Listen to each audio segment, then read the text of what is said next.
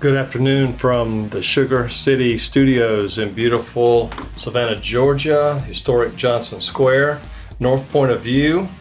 Dr. Walter Kimsey. Hey, good afternoon. How you doing, man? Great, and you? I'm great. Hey, we are, I think this might be our last podcast for season 1. We'll be rolling into season 2 here shortly. May have a few guest speakers, right? Exactly. We're going to need them because we get those questions from folks. We're sharp guys, but nobody knows enough. So we'll have to talk to our other friends who know stuff and ask them the questions. Absolutely. So that'll be interesting. And by the way, if you guys have some topics you want to throw our way, you can email Walter or myself, and we'll crank it up. So last episode, this is sort of... by the way, can we move the teleprompter for the next series? Getting tired of reading from the teleprompter down below. yeah, we got to upgrade some of this. I'm with you. The story that you and I talked about the other day that came out last week in the Wall Street Journal, and I'm not saying, I'm just asking, but the article basically said that the Fed wasn't going to change rates, wasn't going to do anything until the end of 2023. And I mean, that was just like putting on like a sweater that's like 2 sizes too small and itchy. I mean, I was like, what the heck? How are you going to say over 2 years from now, the Fed's just going to sit there with their hands in their pockets no matter what the world does? And it just sort of didn't make sense to me unless I'm missing something. So, Walter, let me know what I'm missing. All right, a couple things. Let's put a framework in place here because that always helps. All right. Understand. So the classical economists from the 19th century, they didn't have a lot of data, but they had to work with what they had, and they showed that that GDP, as we know it, is really a bunch of output times the price that the output is sold at. So we call that P times Y. And if the P is growing very fast, or if the growth rate of the price level is inflation. Okay, so you got PY. Now we have money.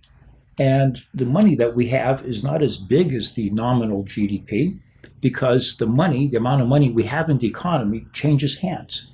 It used to be roughly 4 times a year, a dollar would change hands. I buy from you, you buy from him, he buys from me. So, and then I buy from in my house, else. It's going a lot faster than that. But anyway, exactly. Keep going. But that's the whole point. So you take the money supply times the velocity at which it circulates through the economy, and that has to be equal to nominal GDP. Now, you can change this into rates of change and say the growth rate of money plus the growth rate of velocity must be equal to the growth rate of prices plus the growth rate of output.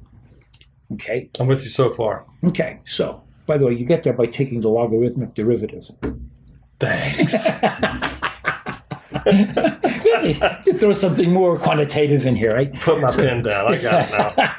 So anyways, if you rearrange the terms, it says that inflation equals the growth rate of money plus the growth rate of velocity minus the growth rate of GDP. So those are the 3 things driving inflation. The money supply has grown a lot. Yeah. And we're talking big double digits. Yeah. So immediately everybody, especially some, folks who like to dabble in economic discussions, go, oh my gosh, it's too much money chasing too few goods. We're going to explode in inflation. Go buy land, go buy gold, which, by the way, is not a great hedge for inflation. Buying dividend stocks is a much better hedge. But anyways. Well, that's season 2. Right, that is season 2. Make a note. All right. So what has velocity been doing? Velocity has been falling almost in proportion to what the money supply has done. So the big money print is not being accompanied by velocity staying stable. It's actually falling. I looked it up on the Federal Reserve. How do you see that? Savings rates and things like that? Yeah, so saving rates are way up. Yeah. And so, and then a lot of people just are keeping more money parked in their checking accounts. Right. Like me, I'm holding now 3 times as much money in my checking account as I used to. Just because I can. Right. So So velocity's down. So velocity's down, and remember, it's money supply growth plus velocity growth minus GDP growth. Okay. And what's GDP been doing in the last 4 quarters? Just accelerating.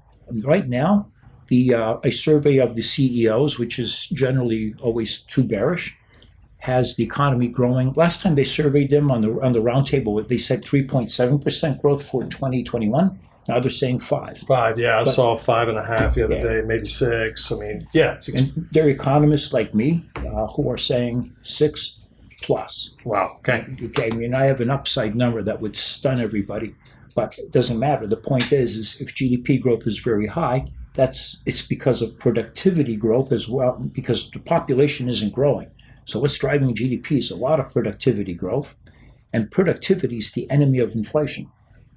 Right. So inflation rates being pretty low, I know 4% sounds like a lot because we've been living with 2, but 4 is still pretty low. Right? You and I have lived in places where inflation had 3, 4, 5 digits to it, right?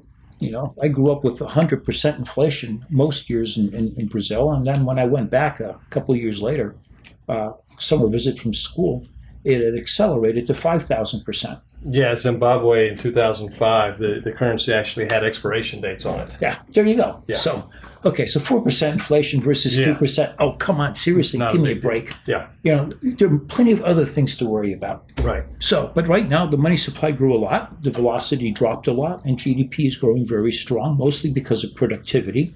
And if you know what the supply-demand chart, where you have a price on one axis, quantity on the other. Yep. Okay, so the intersection of supply and demand essentially establishes the price level. Yep. If you increase productivity, you're pushing the supply curve to the right.